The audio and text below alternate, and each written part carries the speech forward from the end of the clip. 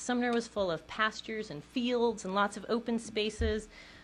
So it's a very different place than it was when I was a little kid. But I loved it, and I would look at that little sign that said, bulb capital of the West, and I would think, yes, we are, because I remember looking at just the fields and fields of flowers and how gorgeous it was. A lot of things changed in Sumner, as we all know. Lots of subdivisions, shopping centers, and I started to realize that some of the things that I loved most about Sumner seemed to be disappearing, and I worried for my kids and everybody else's kids that they would never know those things.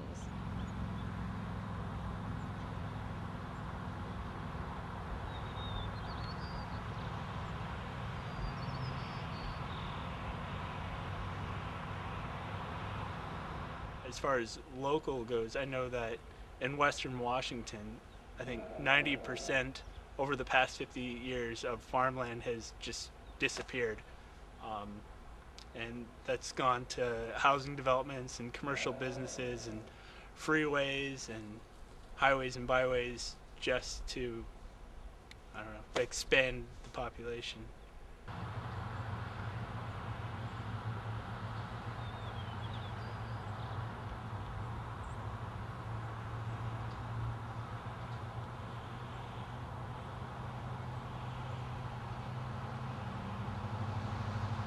Protecting local farmland is very important because once farmland is developed, then it's never going to be farmland again.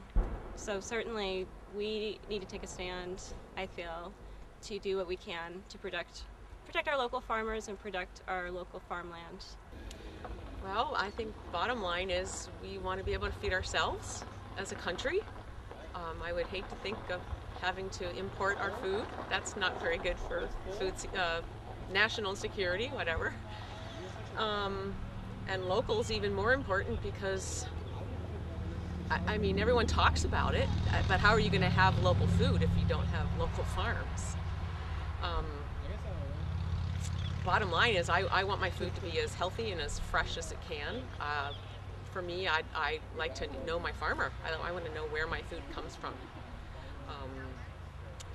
And the fact that we're competing with developers for farmland is understandable. The farmer should get the most money. I mean, anyone should be able to get the most money for their land as they can, but I think it needs to be a broader public policy to be in place to conserve farmland, to actually value that as a public even more than we value development, because it's the source of our continuation as a society.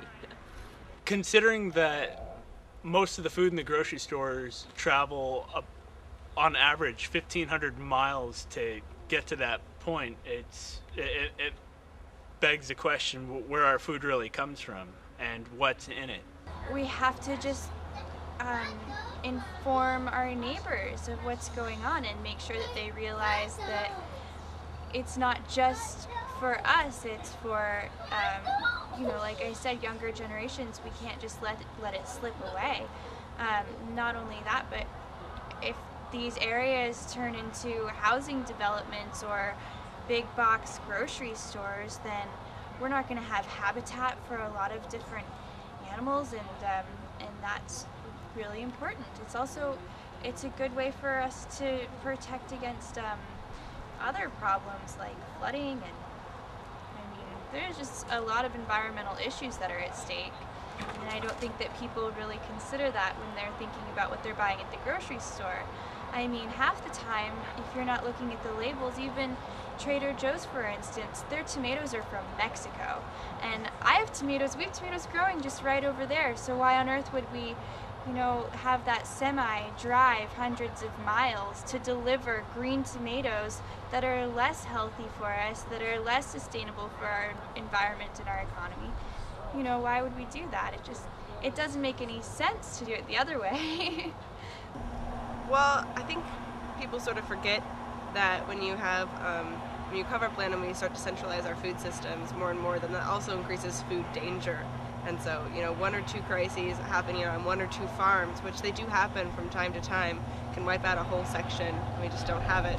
So, As far as protecting farmland that's local, you're doing a number of things. You're supporting your local environment.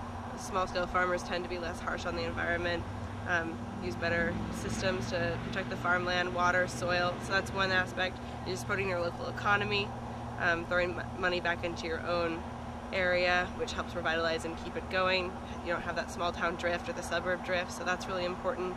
And then it's just healthier when you get food that's been grown locally, grown sustainably. You're going to be getting things at the height of their nutrients when they haven't been sitting in a crate in a warehouse for months on end, losing everything that makes them delicious and good and healthy for you. Well, I think protecting farmland is really important because, I mean, organic farms actually build the soil that they are growing these fruits and vegetables on. So instead of it being this issue of like degrading land, like you see with the huge like agribusiness, this, like someplace like Terry's Berries, is actually really like regenerating the land and putting good nutrients back into it. And so it really helps with the environment as well and our own health and well-being. We're building more housing developments in order to house more people because our population is growing. But in order to support more people, we need more food, which means we need farmland to grow food on. And that just seems like really inefficient and really like contradictory. Like, we're gonna grow more people and take away the space to grow food for them. So then what are they gonna eat? Well, you know, with the bees and their environment ever shrinking because of spray and encroachment by development, we're in a critical stage with the bees. If there were a list of extinct insects, honeybees would be on it. And so we need to make sure that we preserve the environment that they can thrive in, which directly impacts our ability to eat and buy food. This spring, there's no plums in the state of Washington because it was cold and wet and the bees could not get out. So now we know what happens when you don't have bees. And if that happens to all of our crops, what we're going to end up doing is importing. And that's going to be expensive, increases the carbon footprint. There's all kinds of things that we would have to do to compensate.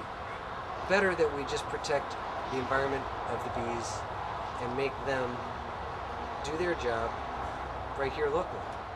My mom and dad and I, we came here because we thought that this town was a really cute town and we wanted to spend our life here, but now with the Orton Junction and the hillside, all of that's disappearing and I don't want to see that happen.